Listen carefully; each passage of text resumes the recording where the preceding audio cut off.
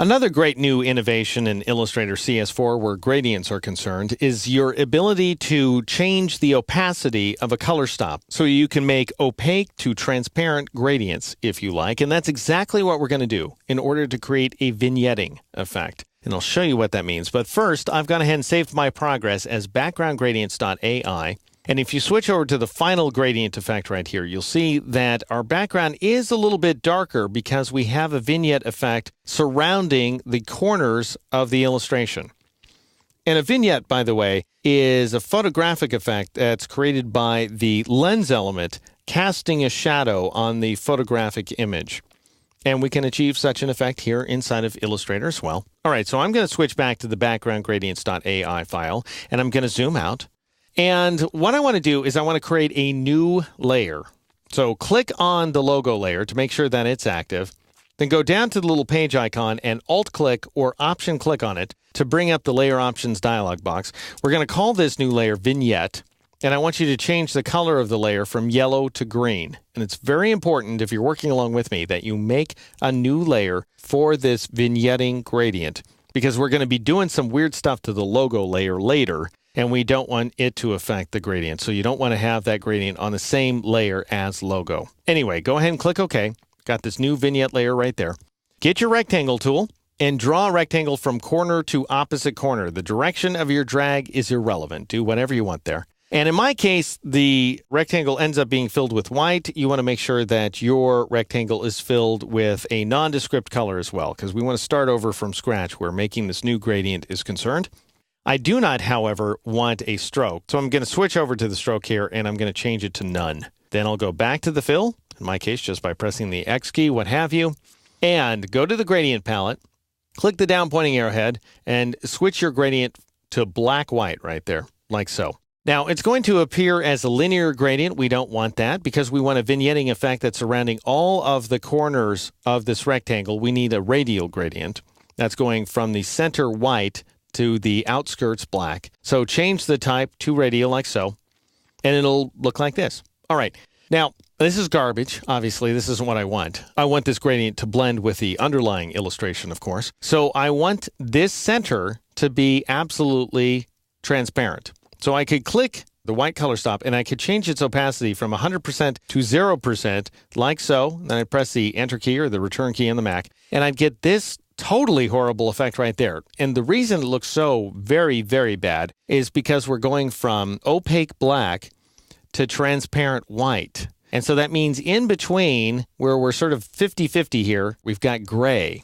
So we have 50% opaque gray, which looks terrible, and it's just kind of casting this awful, gloomy cloud over our illustration.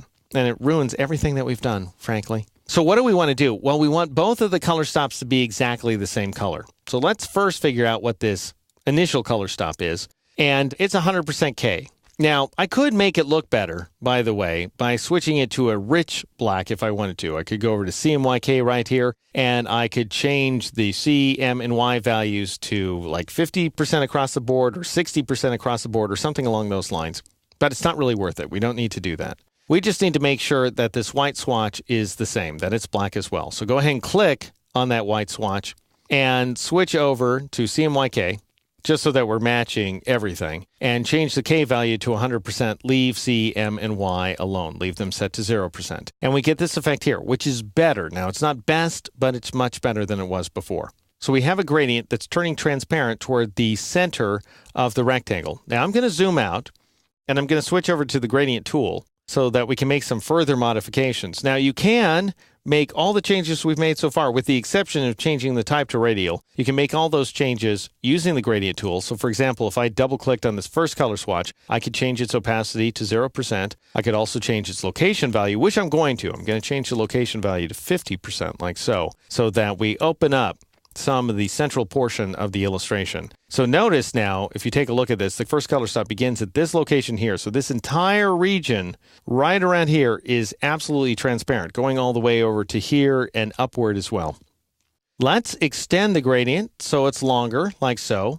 And also, I want the gradient to be elliptical once again. Because after all, our artboard is wider than it is tall, so it's not an absolute square. So similarly, our radial gradient cannot be circular. It needs to be elliptical. So I'm going to reduce the height of the gradient to somewhere in the 70% range where the aspect ratio is concerned. And then I'll increase the size of the gradient until the ellipse is touching, it's tangential, as they say, to the corners of this rectangle.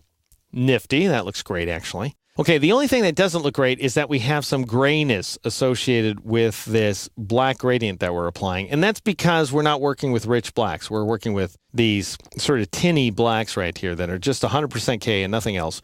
As I say, we could change the cyan, magenta, and yellow values, but why bother? When all we need to do is make sure, by the way, that your entire rectangle is selected here with the black arrow tool. And what I mean is if you go to the appearance palette, we don't want just the fill to be active or just the stroke to be active or something like that. We want the entire path to be active there. Then I want you to go up to the word opacity up here in the control palette, click on it, and let's go ahead and change the blend mode from normal to our shading mode that we've already seen twice now inside of this chapter, and that is multiply.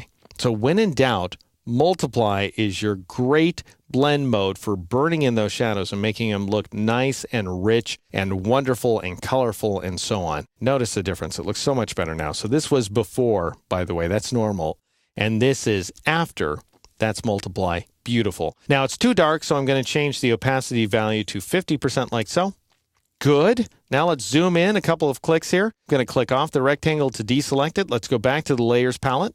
And so if I turn off the vignette layer, this is what the illustration looked like at the outset of this exercise.